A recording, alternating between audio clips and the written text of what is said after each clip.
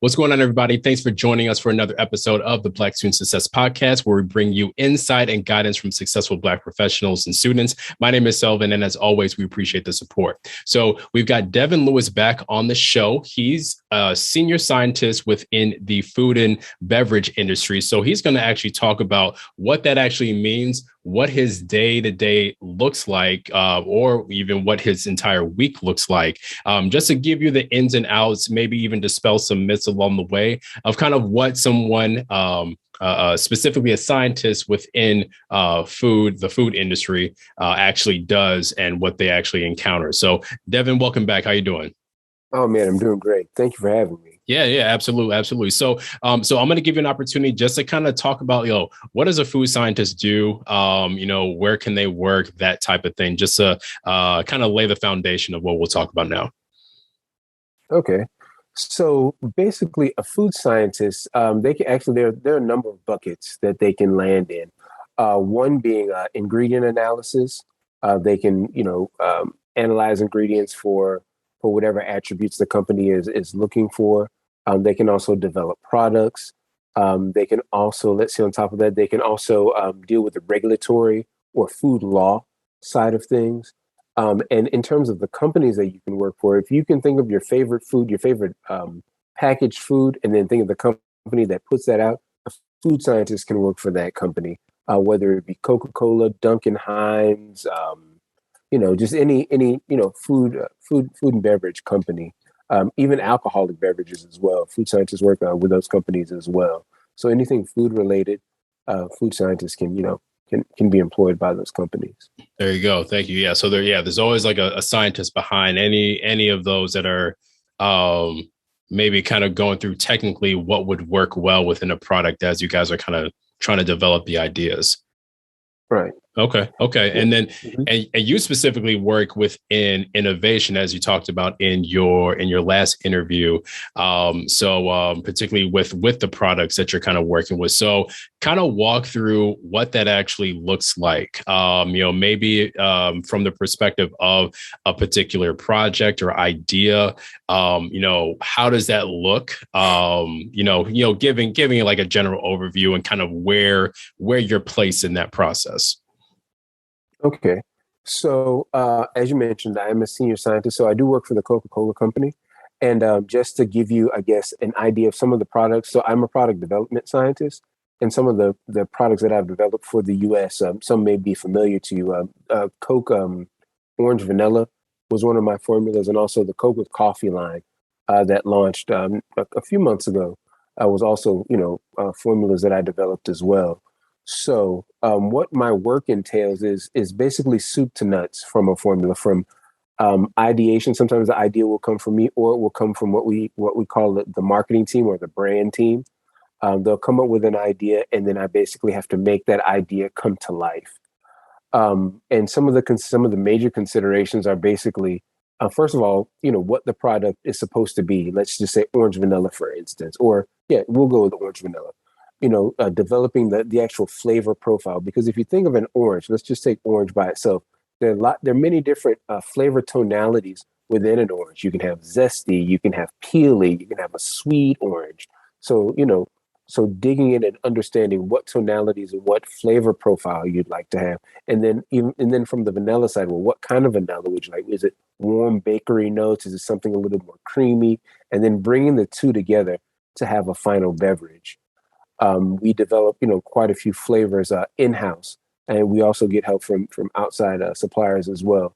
But we develop quite a few of them in-house. And then also one of the major considerations in any project or development is the company that final product is being launched in.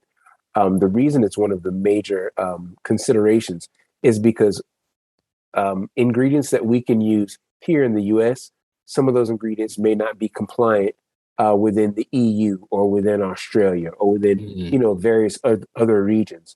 So you have to design that product to fit within the regulatory framework of the country that it's going to go into for final sale. That's pretty interesting because, for one, even just kind of coming up with the ideas, because and generally maybe maybe they're not coming directly from you. Maybe they're coming from a whole separate person or department that may not even have just kind of like a lick of science, that they're kind of thinking about. Have you ever run into an issue where you're presented with this idea, and whether it's before the actual testing and trying to figure out the different flavor and profiles, and have you ever run into an issue where like an idea like scientifically doesn't work, like to kind of meet the goals of the idea or the project itself? Yes, actually, I have. And that takes quite a bit of troubleshooting on our end. And so let's see. So the idea, so when I just to, I guess, kind of be pretty general about this, like when the idea came up, we thought we had a solution for that problem. But when we did our first trials, everything seemed to work okay, but we had an issue when the bottle was actually opened and there was a lot of foaming. So we had to figure out, well, what's causing this foaming issue? Is it within the ingredients that we're using, or is it is it somewhere in the manufacturing or in the processing? Where does this issue actually lie?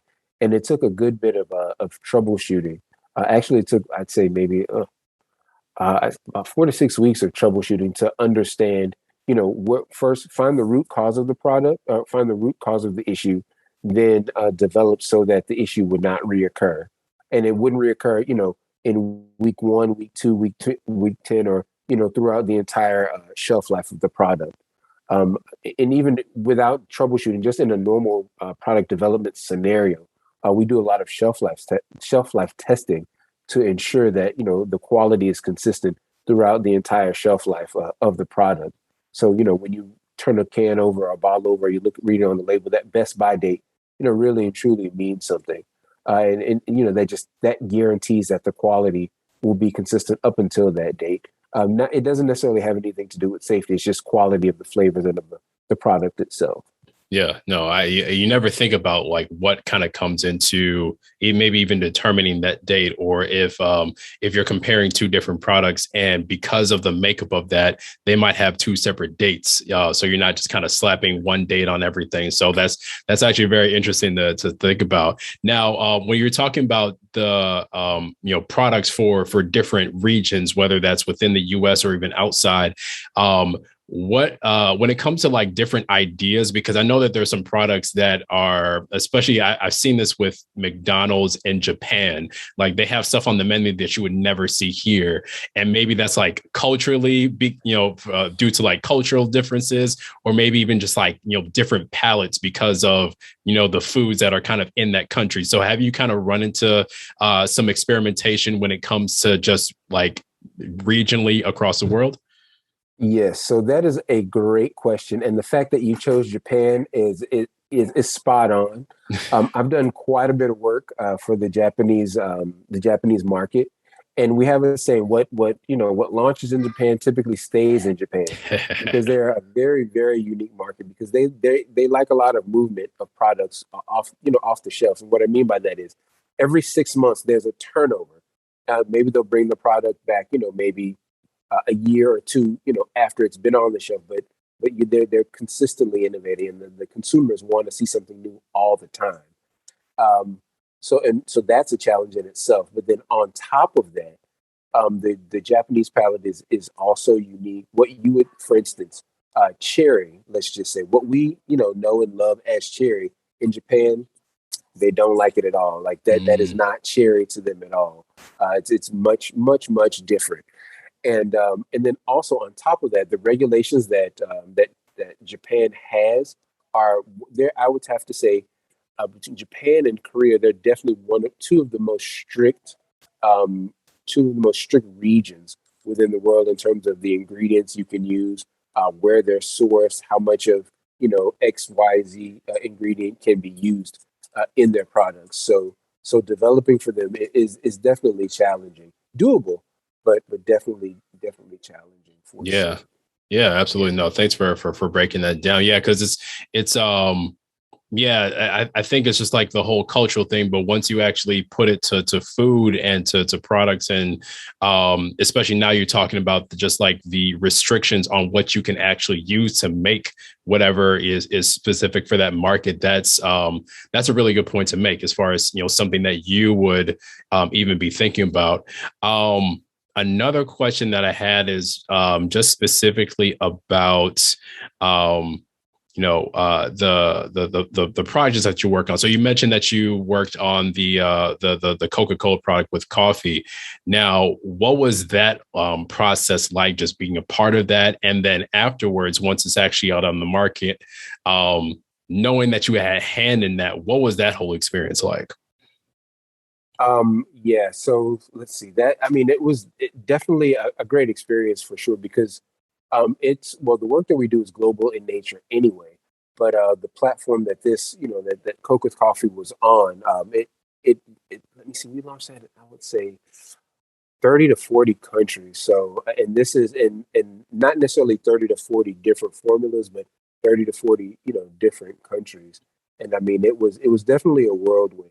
This wasn't, now mind you, this was not all at one time because even though the product just launched here in 2021 at the beginning of the year, we started launching. I think actually Japan was one of the first countries to launch, and I want to say as early as late 2017, early 2018.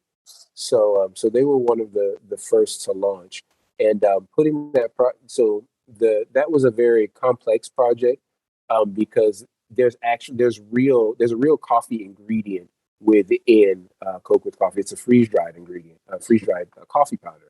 Lots of more commonly known as instant coffee. So when you add that, to the Coca-Cola or the cola matrix, there are some very interesting interactions there that don't necessarily happen in the other flavor varieties. So that you have to account for that cause foaming and other issues that aren't typical in other beverages that you may put together. So ensuring that doesn't happen, ensuring the quality is consistent and ensuring that that you've put the formula together to last throughout its shelf life. It was I won't say it was difficult, but definitely complex. And then on top of that, meeting the regulatory needs of all of the countries that it was launched in was another issue because, as it's a caffeinated product. Well, adding that coffee adds more caffeine, so you have to stay within that guideline restriction. And then coupled with, coffee is an agricultural product, so even though you may be sourcing it, let's just say many of the formulas have a Brazilian coffee in it.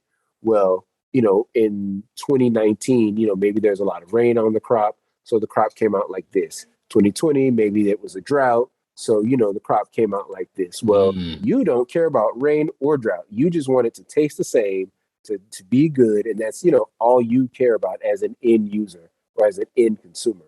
So these are the things that we have to consider because in that rain or in that drought, maybe the caffeine level is there's always a range, but maybe it's high one year, maybe it's low the next year, or maybe the roasting of the beans wasn't necessarily as consistent as we would like it. So that affects that coffee ingredient, and then in turn affects the final product.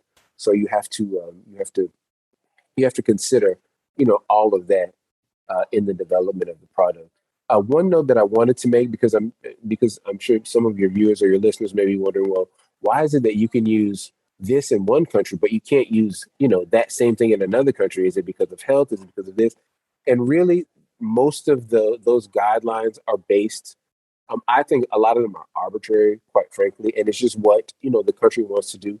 Maybe sometimes there is a reason. Sometimes the reasoning behind it is, well, we grow sugar beets, so that means that you can only use XYZ type of sugar in your product. You can't use it, maybe in that country or this country, but here you have to use this sugar. So it's that kind of a scenario. Usually, it doesn't have anything to do with with health or anything of that nature.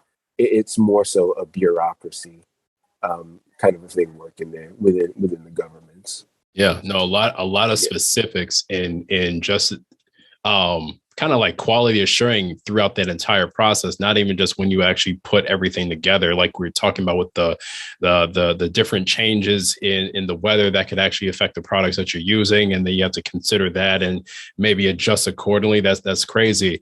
And you were talking about like the end user when you said Coke and coffee. I'm thinking caffeine and caffeine. So it's like, okay, where does that put people when they're actually trying to drink it? So that's actually really cool that you have a lot of hands in parts of those processes. So that's cool. One thing before we wrap up, you talked a lot about just kind of the testing. I'm sure there's a certain level of curiosity that you have to have, kind of being investigative when it comes to, being a food scientist. Are there any other qualities that you can think of that if anybody's thinking about becoming a food scientist that, people either naturally have or tend to try to build towards to kind of be in this space? What would you say those are? Yeah, so I would say that curiosity is great that you mentioned that, and also having persistence. Persistence will definitely take you a long way, and that's persistence at the bench and persistence just overall. Because doors will open, but not on the first knock, maybe not on the second knock. But having that persistence and that conviction to follow through with what you're trying to achieve, I think will definitely come in handy. Because sometimes when you put in your mind what you think will work at the bench, it doesn't necessarily work, where you just can't, throw in the towel and say, okay, this is not going to work. We can't do this, because you've got stakeholders, you've got shareholders to consider, you've got a timeline that you've got to meet. Saying that this doesn't work is not going to cut it. You know what I mean? So you've got to be persistent, even if you don't think it doesn't work. And then that's where, having those soft skills, having that network, and being